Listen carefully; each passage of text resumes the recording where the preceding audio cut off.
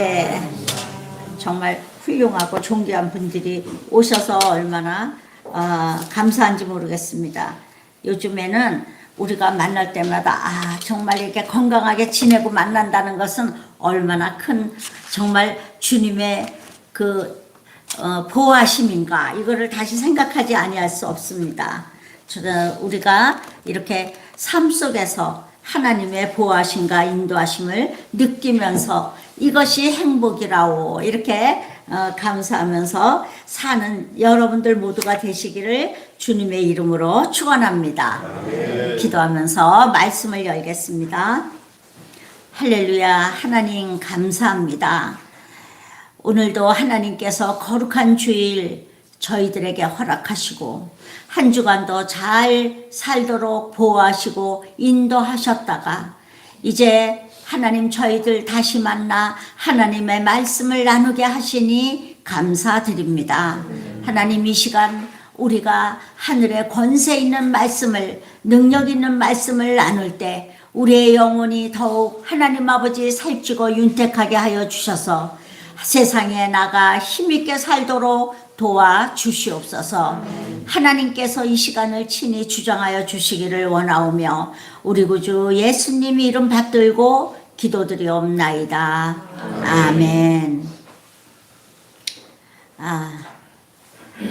우리 김영상 집사님이 기도하시면서 하늘의 능력과 권세 있는 말씀이 선포되게 해달라고 기도하셨는데 제가 진짜 아멘이 되더라고요. 하나님 말씀은 창세기 1장 1절로부터 맨 끝에 요한계시록 끝절까지 정말 하늘의 권세 있는 말씀이에요. 말씀 그 자체가 곧 예수님이시고 예수님이 육신을 입고 이 땅에 오셔서 행하신 그 모든 일들이 말씀에 근거해서 하셨기 때문에 말씀은 곧 능력이 될 수 있는 것입니다.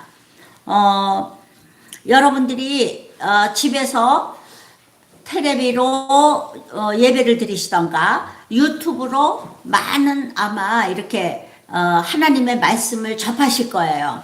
접하시면서 보면 그 각자 유튜브 통해서 목사님들이 설교하시는 말씀을 들어보면 다 한 가지 해요. 그것은 뭐냐? 말씀 중심으로 사십시오. 그거예요. 그래서 우리가 말씀 중심으로 살아갈 때 내 삶에 예수님의 육신이 덧입혀서 예수님이 말씀대로 살았기 때문에 말씀이 육신이 되어 이 땅에 거하셨다. 그거와 마찬가지로 나도 성경의 한 절이라도 내 삶에서 적용하면서 살면 나도 말씀이 육신이 되어 사는 것입니다. 이것을 조금 늘려가다 보면 그래도 인생을 함부로 살지 아니하고 거룩하게 사는 사람이라는 소리를 들을 수가 있게 되는 것이죠. 우리 모두가 그런 경건한 믿음의 사람들이 되시기를 주님의 이름으로 축원합니다. 아멘. 오늘 말씀은 이런 말씀으로 시작해 볼까요? 이사야 61장 6절로 11절을 띄울 텐데요. 여러분들이 다 같이 이 말씀을 깊이 생각하면서 좀 읽어 주시기를 바랍니다. 그냥 정선 집사님 혼자 읽으시게요? 눈으로 보시고 그럼 읽어 주시기 바랍니다. 오직 너희는 여호와의 제사장이라 일컬음을 받을 것이라. 사람들이 너희를 우리 하나님의 봉사자라 할 것이며 너희가 이방 나라들의 재물을 먹으며 그들의 영광을 얻어 자랑할 것이니라. 너희가 수치 대신에 보상을 배나 얻으며 능욕 대신에 몫으로 말미암아 즐거워할 것이라. 그리하여 그들의 땅에서 갑절이나 없고 영원한 기쁨이 있으리라. 무릇 나 여호와는 정의를 사랑하며 불의의 강탈을 미워하여 성실히 그들에게 갚아주고 그들과 영원한 언약을 맺을 것이라.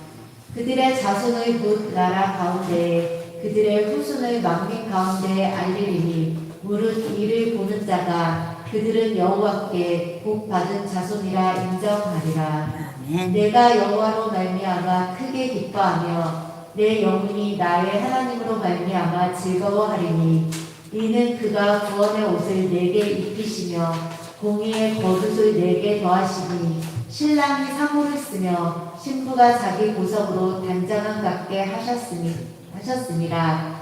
땅이 싹을 내며 동산이 거기 뿌린 것을 음돋게 함같이 주 여호와께서 공의와 찬송을 모든 나라 앞에 솟아나게 하시리라. 아멘. 조금 긴 말씀인데요. 이사야 61장 6절로 11절까지 말씀이에요. 이 말씀은 여러분들이 집에 가서 다시 이렇게 읽어보시기를 원하는데 망고의 진리의 말씀이죠. 정의와 공의를 행하고 예수 그리스도의 이름을 높이는 자는 어느 나라든 어떤 사람이든 신랑이 사모를 쓰며 신부가 자기 보석으로 단장함 갖게 하신다는 언약의 말씀이에요.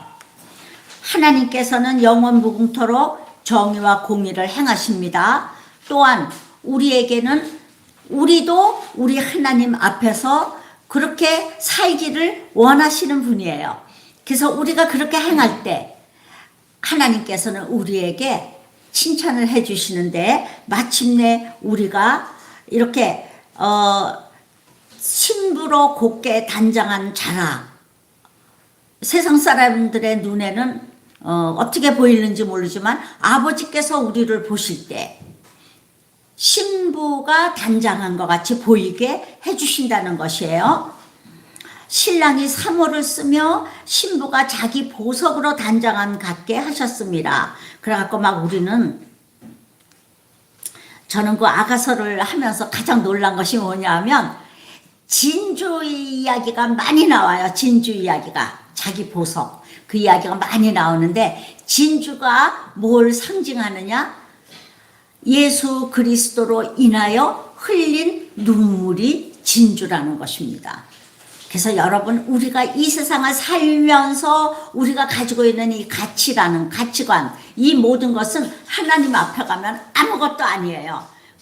이 세상에서 우리가 살면서 아버지 앞에 쌓아놓을 최고의 가치는 뭐냐? 예수 그리스도 그분을 위하여 심령이 가난하여지며 애통하며 정말 그 정의와 공의 이 세상에 예수 그리스도의 나라가 오지 않음으로 인해서 우리가 마음으로 고통하며 애통하며 어떻게 해서든지 진리와 정의와 공의를 실현하며 살려고 애쓰는 삶, 그 가운데서 예수 그리스도의 심장을 지니고 눈물을 흘리고 기도하고 엎드리고 겸손하게 사는 삶, 이 모든 것들이 아버지 앞에 가면 다 사모, 이 면류관으로 쌓이고 진주로 덧입혀 주시고 또 이 우리들에게 흰 세마포를 입혀주시면서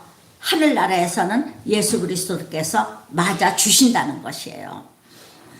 이 세상과는 굉장히 다릅니다. 그래서 우리는 여기 주일날 교회에 와서 세상 생각으로 가지고 있던 가치관을 하나씩 버리면서 이것이 예수님이 원하시는 거구나. 그리고 나를 버리고 예수님의 생각으로 자꾸 내 생각을 밀어내고 하나님의 생각으로 내 머릿속 내 생각을 가득 채우는 삶, 그것이 바로 예수 그리스도를 따르는 제자의 삶이라고 예수님께서는 말씀하셨지요.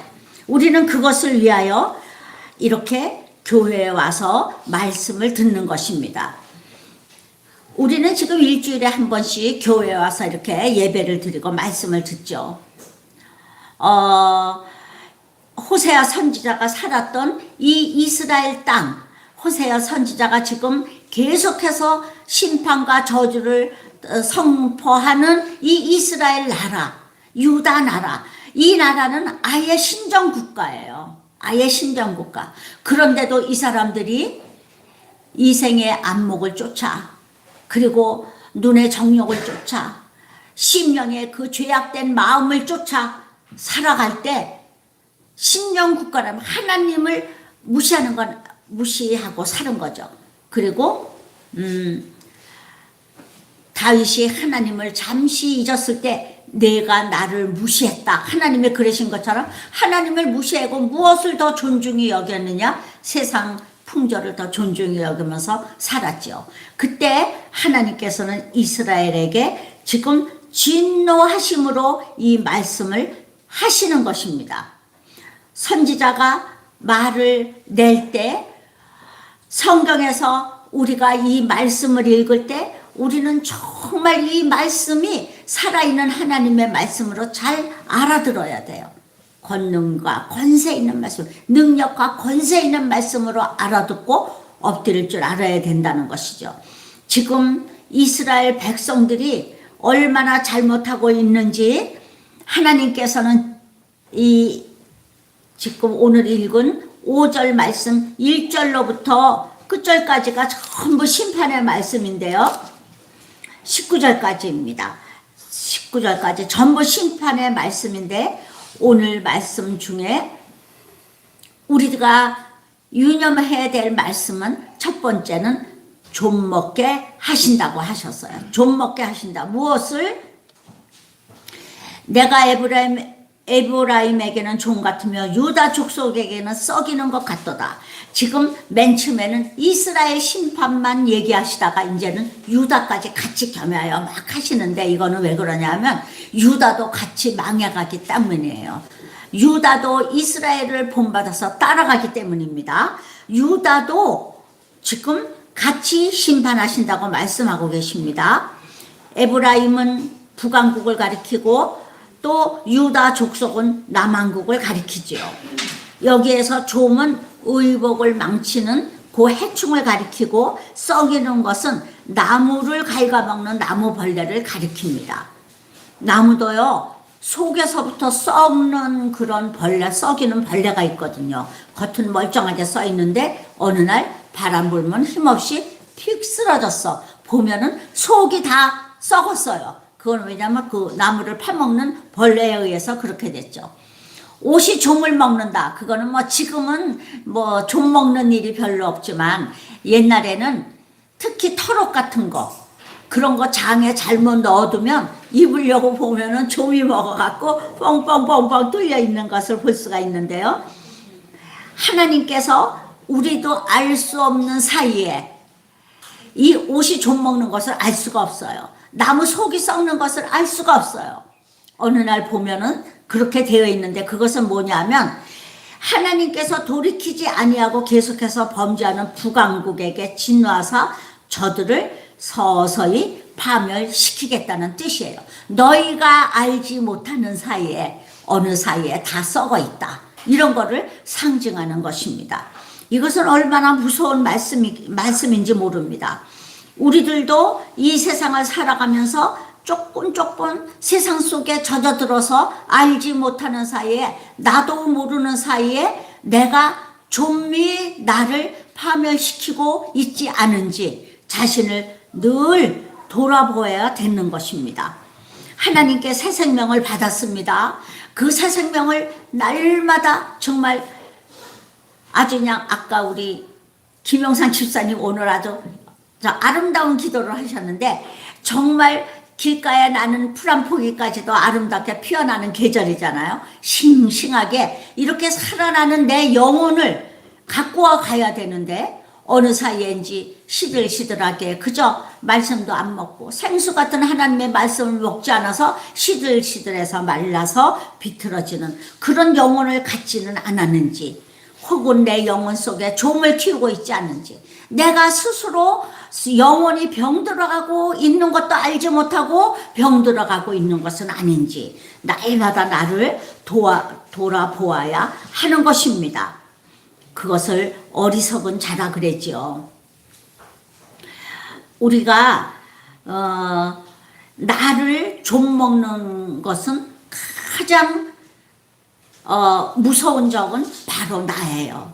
여러분 외부로부터 공격이 들어올 때 우리는 정신을 바짝 차리고 이겨낼 수가 있습니다. 근데 평안하고 안정하다, 배부르고 등 따시다, 이만하면 살만하다 그러는 순간부터 우리들은 나태해지기 쉽고 그러면서 망가지기 쉬운 것입니다.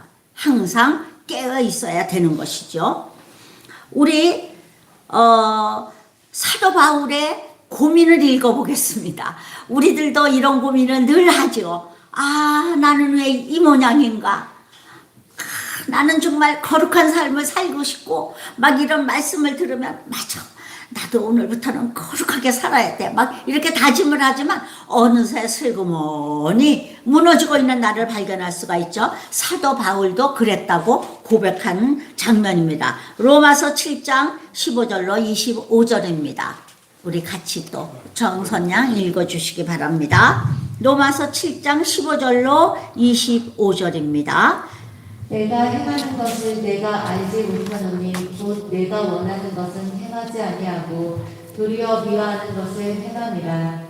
만일 내가 원하지 아니하는 그것을 행하면 내가 이로써 율법이 선한 것을 시인하노니 이제는 그것을 행하는 자가 내가 아니요 내 속에 거하는 죄니라. 내 속 곧 내 육신에 선한 것이 거하지 아니하는 줄을 아노니 원함은 내게 있으나 선을 행하는 것은 없노라. 내가 원하는 바 선은 행하지 아니하고 도리어 원하지 아니하는 바 악을 행하는도다. 만일 내가 원하지 아니하는 그것을 하면 이를 행하는 자는 내가 아니요 내 속에 거하는 죄니라. 그러므로 내가 한 법을 깨달았노니 곧 선을 행하기 원하는 나에게 악이 함께 있는 것이로다. 내 속사람으로는 하나님의 법을 즐거워하되 내 지체 속에서 한 다른 법이 내 마음의 법과 싸워 내 지체 속에 있는 죄의 법으로 나를 사로잡는 것을 보는도다. 오호라, 나는 공고한 사람이로다. 이 사망의 몸에서 누가 나를 건져내랴. 우리 주 예수 그리스도로 말미암아 하나님께 감사하리로다. 그런즉 내 자신이 마음으로는 하나님의 법을 육신으로는 죄의 법을 섬기노라. 아멘. 사도 바울의 이 진지한 고민은 우리가 하나님의 말씀 안에 바르게 거하려고 하면 할수록 내 고민이 되는 것입니다. 여기에서 벗어날 인간은 없습니다. 이 사도 바울이 나는 선을 행하고 싶은데 나에게 악이 함께 있는 것이라 그랬어요. 사도 바울은 정말이지 회심한 다음부터 하나님 앞에 그 적극적으로 선을 행하고 이 영혼을 구원하기 위하여 생명을 아끼지 아니하고 산 사람이에요. 그런데 사도 바울이 이렇게 자기 자신이 철저한 죄인이라고 한 것은 무엇을 말하는 것일까요? 그것은 하나님께서 너희가 철저하게 진멸해야 될 적이 있나니 그것은 가나안 7 족속이라 그랬어요. 아주 씨를 말리라 그랬습니다. 근데 그 가나안 7 족속이 상징하는 죄가 무엇인지 여러분들 아시죠? 우리가 여러 번 했어요. 가나안 7 족속, 여기에서 벗어난다는 것은 쉬운 일이 아닌 것입니다. 아주 내 안을 들여다보면 그럴듯하게 살다가도 어느 사이엔지 이 7 족속이 슬그머니 올라와가지고 사도 바울과 같은 고민을 우리로 하여금 하게 하는 것이에요. 자, 여러분, 우리가 가지고 있는 7 족속의 죄는 무엇일까? 인간의 거의 본성이 가지고 있는 죄예요. 탐욕, 음란, 거만, 살인, 거짓, 이간, 아첨입니다.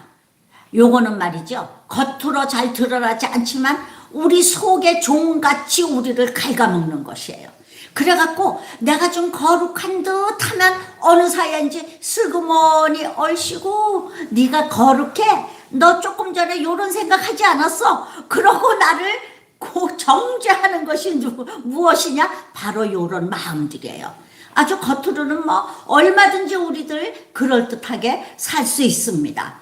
그렇지만 이런 것들을 날마다 싸워서 내가 이겨내지 않으면 나는 조금 있다가 보면 어머, 여기저기 구멍이 뻥뻥 나 있어가지고 다시 그 구멍을 메꾸고 예수 그리스도의 거룩하신 성령으로 충만하게 살으려면 굉장히 어려워요.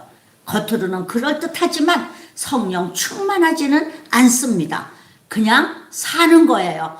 종교인처럼 그럴듯하게 보이게 살고 있는 것입니다. 그것이 우리를 더 좀먹게 해요. 더 벌레같이 썩게 합니다. 그래서 깨어서 정신 차리지 않으면 내 안에 슬그머니 이것이 들어와 있는지도 몰라요.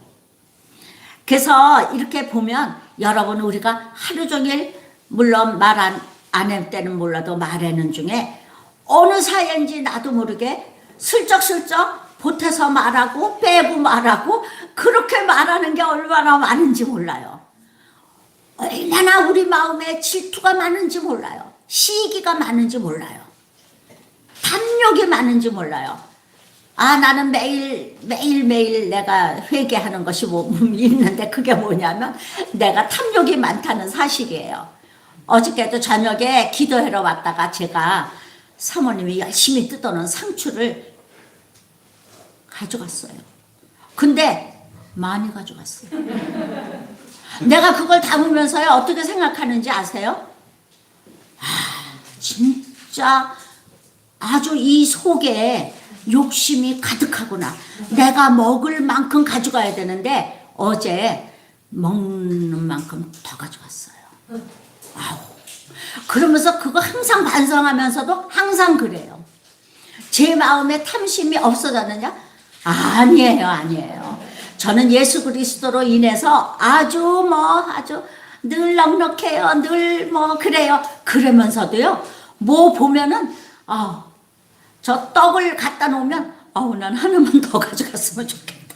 맨날 그런 생각하지 않아요?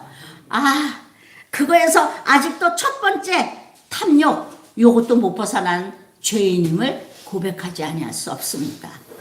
날마다 나를 이렇게 보아야 돼요. 하나님께서는 이렇게 한심한 우리들을 위해서 하나님께서는 또 정신 차리라고 이번에는 사자도 보내주신다 그랬어요. 사자. 더 무서운 거, 좀보다 더 무서운 사자를 보내주신다 그랬어요. 내가 에브라임에게는 사자 같고 유다 족속에게는 젊은 사자 같다 그러셨어요.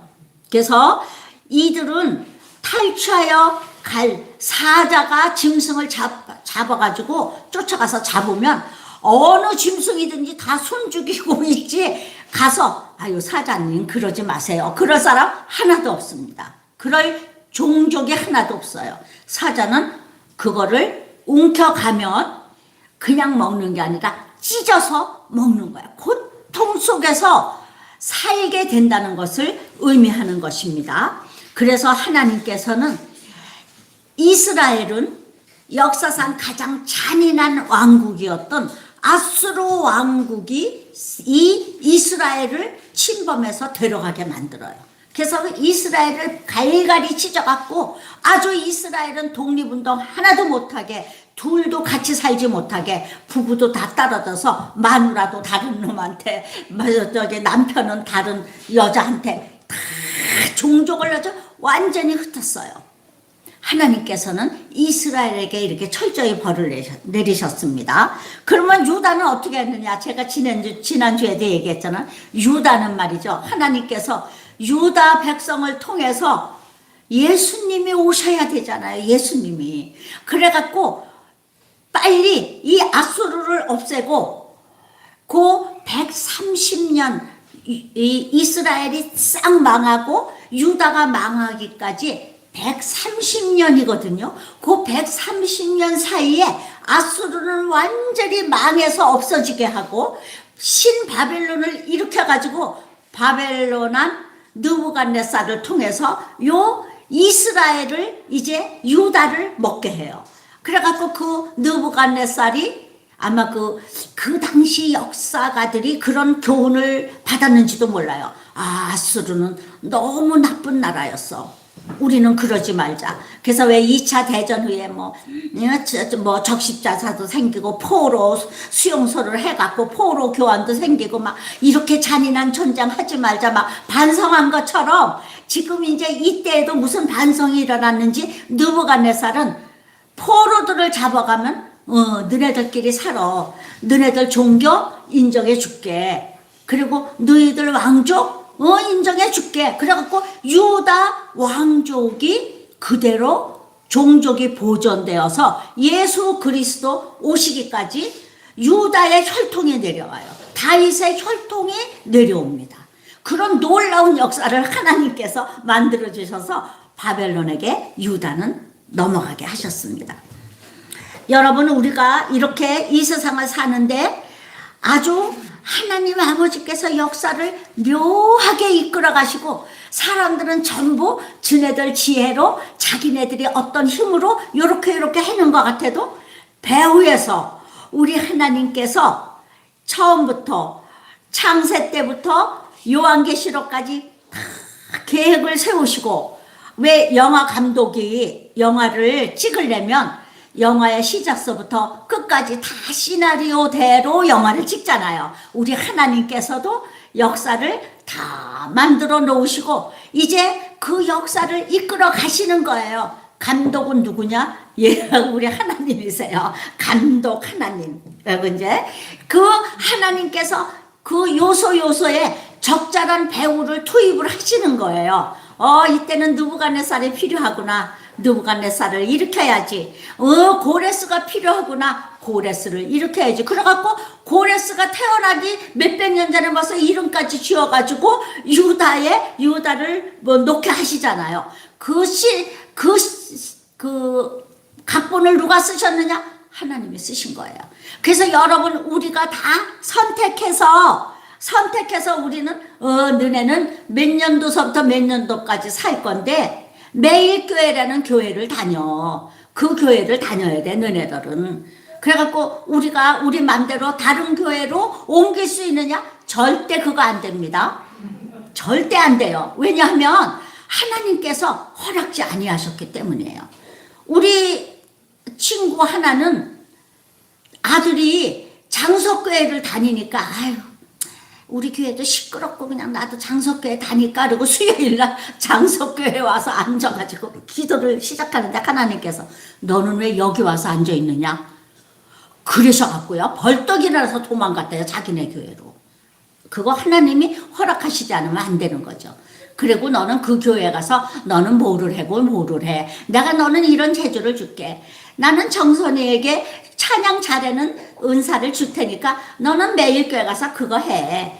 매일 교회 너 아니면 누가 찬양을 인도하겠니? 그러고서 하나님께서 이렇게 보내시고, 다 우리를 보면 그런 자기 나름대로 맡은 역할이 있기 때문에 여기에서 이렇게 쓰임받는 거예요.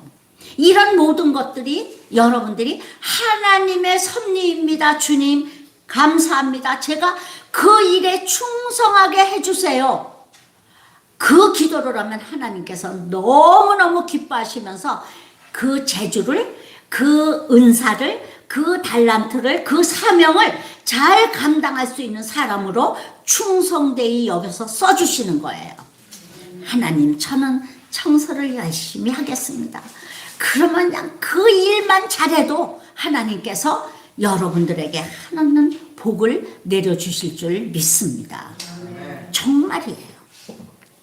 우리가 무슨 큰 일을 해서 하나님께 칭찬받는 것이 아닙니다.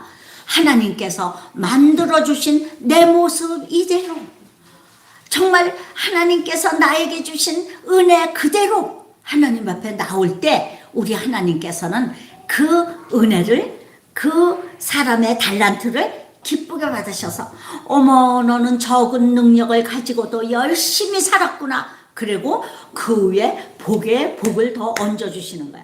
저놈은 내가 많은 재능을 줬는데 썩혔어. 너 그거 이리 갖고 와. 그래갖고 잘하는 사람한테 보태주시는 거예요. 저는 그거 생각하면 굉장히 즐거워한답니다. 왜냐하면 저도 속으로 셈이 많아가지고 저렇게 사는데 어떻게 저 사람이 잘 살까? 그래놓으라면 어느 사이에 그 복이 잘 믿는 사람에게 슬그머니 옮겨져 있는 것입니다. 여러분, 그런 거 못 보이시죠? 안 보이시죠?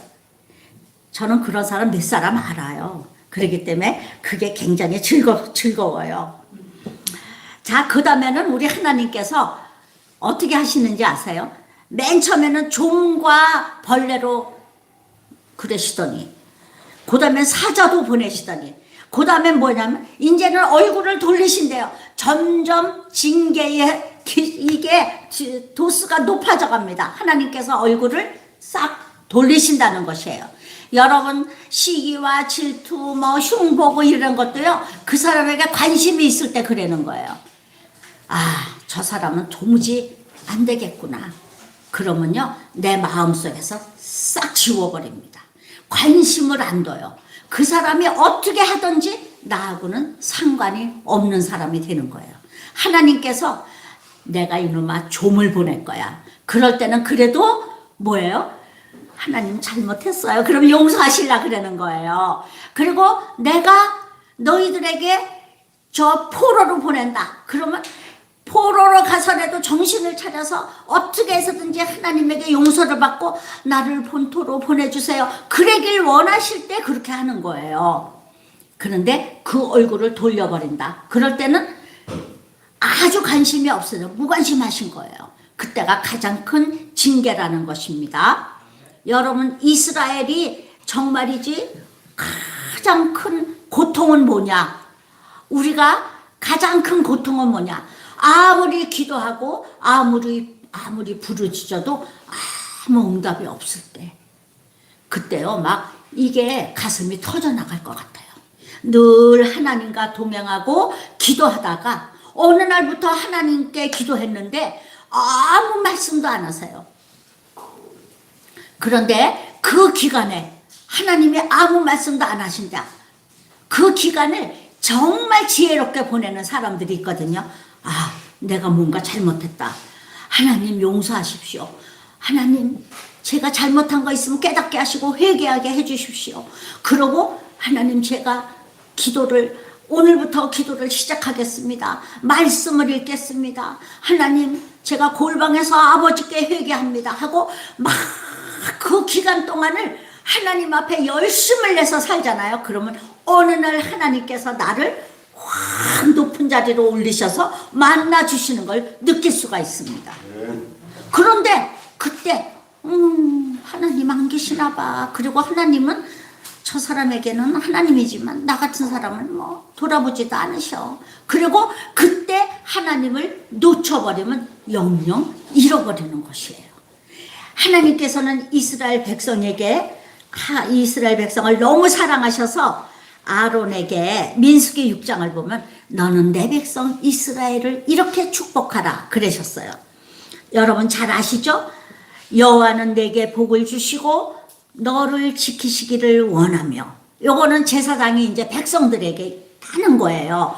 여호와는 너에게 복을 주시고 너를 지키시기를 원하며, 여호와는 그의 얼굴을 내게 비추사 은혜 베푸시기를 원하며, 여호와는 그 얼굴을 내게로 향하여 드사 평강 주시기를 원하노라 할지니라.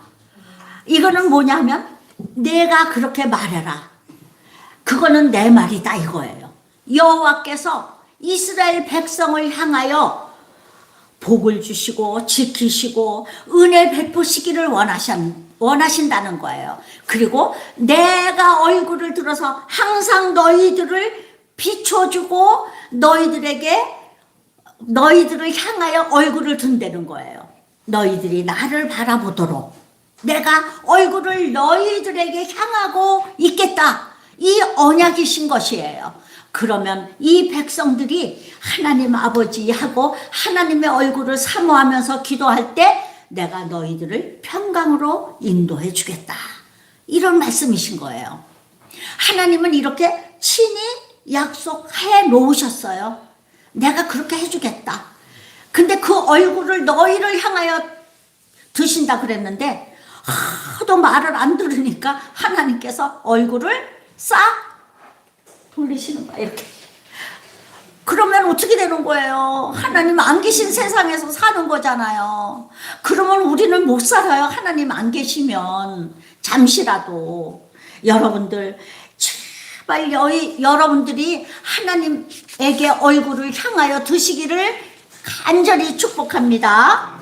네, 여러분 이 세상에 지금 이 세상에 이 이스라엘이 호세아 시대에 이렇게 심판을 받고 결국은 망하는데 우리는 오늘 이 말씀을 통하여 우리가 깨달을 수 있는 말씀이 있잖아요. 우리는 그렇게 살지 말라는 뜻이에요. 이거를 왜 적어 놓으셨느냐? 이스라엘 사람들은 다 이 말을 알아듣지 못하고 갔어요.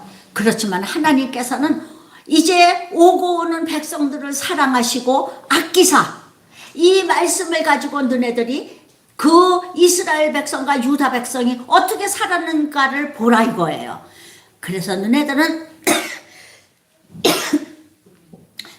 그렇게 살지 말아라. 그거를 말씀하시기 위해서 오늘 우리로 하여금 이 이야기를 해주고 계시는 것입니다. 집에 가셔서 호세아서를 또다시 읽어보시기를 바랍니다. 먼저 번에 다 쓰신 분도 있고 그런데 여러분은 다시 오늘 이 말씀을 생각하면서 읽어보시기를 바랍니다. 우리는 지금 누구나 마지막 때라고 하는 역사의 종말을 살고 있습니다. 마지막 때는 여러분 하나님께서 성경이 분명히 말씀해 놓으셨는데 마지막 때는 복음이 땅끝까지 전파되는 때라고 하셨어요. 그리고 세상과 교회에서 죄악의 잔이 찰 때를 기다리시는 거예요. 이건 굉장히 심각한데 말이죠. 여러분 노아의 때와 같을 것이고 롯의 때와 같을 것이라고 말씀하셨어요. 교회에서는 거짓 복음이 판을 치며 세상 풍조가 교회에 들어와서 교회의 성도가 타락하는 때가 마치는 때, 이 세상 종말이 오는 때예요. 여러분 그러면 우리는 다 망할까요? 아니요. 여러분 이 세상 사람들이 다 망해도 하나님께서는 이 세상에서 구별해 놓으신 자가 있습니다. 오늘 이 말씀을 듣는 자, 그리고 새롭게 결심하는 자, 나는 그렇게 돼서는 안 돼. 나는 구별되어야 돼. 나는 하나님께서 마지막 걷어들이는 때에 알곡이 되어야 돼. 나는 양의 무리에 들어야 돼. 나는 이 세상에서 우리 하나님의 말씀을 듣는 자, 그 자리에 내가 있어야 돼. 그러면서 각성하는 자들을 하나님께서는 기르시고 계시는 것입니다. 말세가 되면 여러분 하나님의 말씀을 듣는 자는 더욱 경건한 자리로 가고 더욱 깨끗한 자리로 가고 더욱 거룩한 자리로 가는 것입니다. 그런데 악한 사람들은 도무지 그 정보가 없어요. 정보가 없습니다. 그래서 지진이 일어나고 기근이 닥치고 전염병이 닥치고 막 그럴수록 아이고 우리는 지금 그거를 다 벗어났네. 이제는 때가 왔도다. 먹고 마시고 놀자. 띵까띵까 막 놀러 다니고 술집마다 벅적이고 음식점마다 벅적이고 막 아이고 그러는 세상 속으로 빠져들어가기 쉬운 그런 때에 살고 있는 우리들인 것입니다. 여러분 이때에 우리는 어떻게 살아야 하겠습니까? 하나님의 뜻이 무엇인지 분별하며 살아야 되는 때인 것입니다. 예수님 말씀하셨습니다. 나는 포도나무여 너희는 가지니 누구든지 포도나무에 붙어 있기만 하면 얼마나 쉬워요. 어려운 거 요구하지 않으십니다. 하나님께서는 여러분 말씀하셨어요. 여호와에게 꼭 붙어 있어요.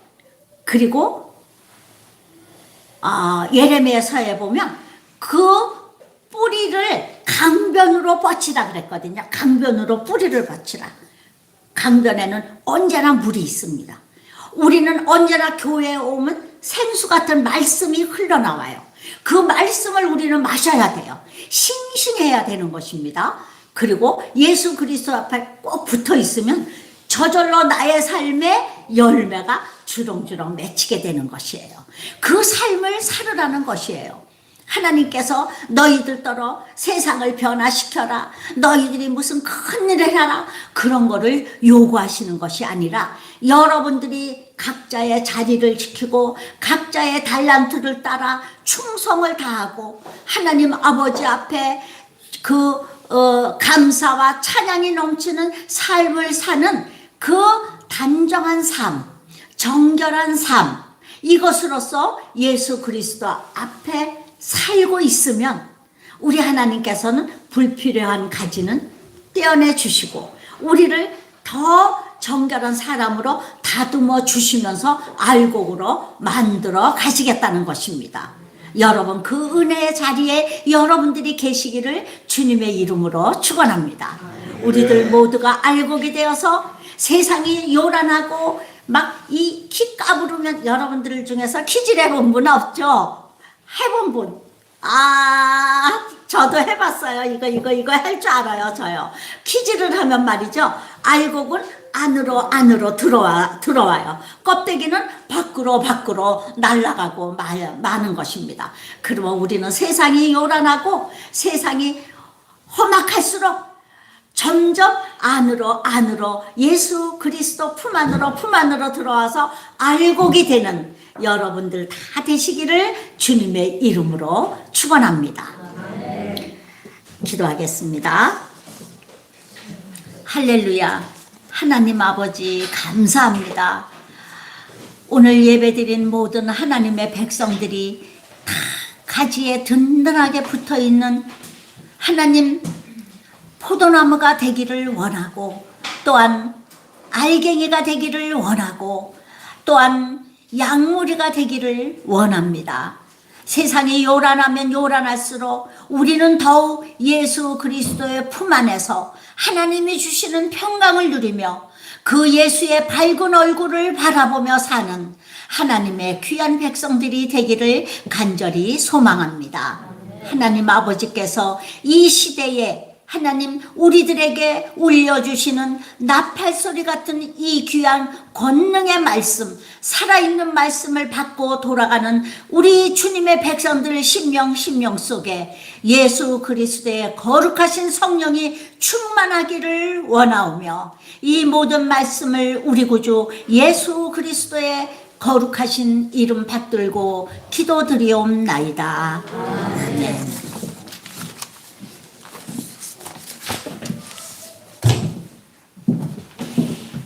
아이고, 제가 말씀의 은혜를 받아서 잠깐 말씀에 대해서 화답 간증을 하겠습니다. 우리 서 목사님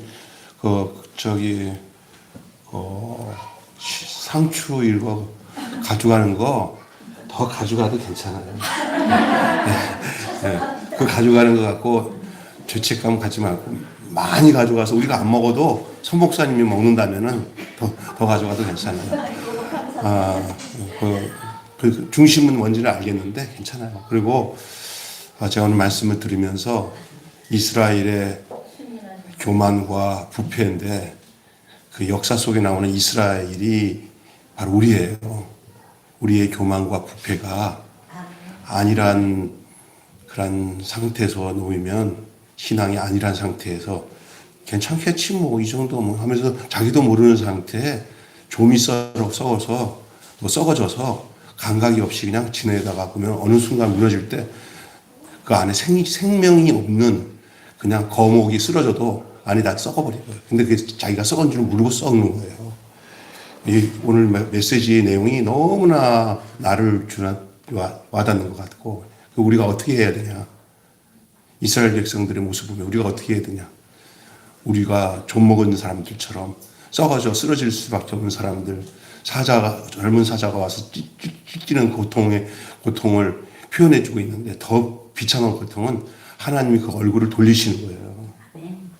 오늘 이것이 이스라엘의 교만과 부패의 내용이에요. 오늘 목사님이 그거 전하려고 계속 말씀하시고 있는데, 그 남의 얘기처럼 듣지 마시고 우리예요. 그래서 어떻게 해야 되나 말씀드리면서, 주여, 저게 김종수 모습도 저럴 건데 어떻게 해야 되나 하는 감각이 살아나야 될 텐데, 성경 보면 안일하다 할 때 덕과 같이 그날이 임해서 온다는 거예요. 무감각하는 게. 그래서 여러분, 개구락지가 그냥 뜨거운 물에 넣으면 바로 안 뛰어나가지만, 그냥 찬물에다가 놨다가 서서히 불을 떼면은 그냥 거기서 안락사해요. 우리의 모습이 이 세상 세속에 물들어서 안락사하는 그런 모습으로 세속에 물들어 갈 수 있어요. 그래서 평안한 게 다 좋은 게 아니라 내 신앙이 살아있는 게 중요한 거예요. 자꾸 평안을 구하지 마시고 신앙이 살아있는 상태를 여러분 점검해야 돼요. 내 믿음이. 그리고 그럼 어떻게 되냐. 날마다 우리 자신이 하나님께 드려지는 그런 산제사의 삶을 드려야 돼요. 그리고 난 뒤에 하나님이 선하시고 기뻐하시고 온전한 뜻이 무엇인지를 분별하라고 그랬어요. 오늘 말씀 듣다가 보니까 제가 간증하는 이 내용이 그 분별에서 오는 간증이에요. 지금. 그래서 저부터 이런 말씀에 은혜가 되는 것 같아요. 호세아에서. 그래서 제가 무리하게 잠깐 화답 감증을 했는데 말씀이 이렇게 또 화답 간단하게 한 5분 간증하니까 말씀이 우리 안에 새겨지잖아요. 예. 여러분 한 주간도 감각을 잃어버리지 말고 감각이 있는 자가 되어서 살아가시기를 바랍니다. 그 감각이 있다는 게 좀이 안 쓰고 있는 거예요.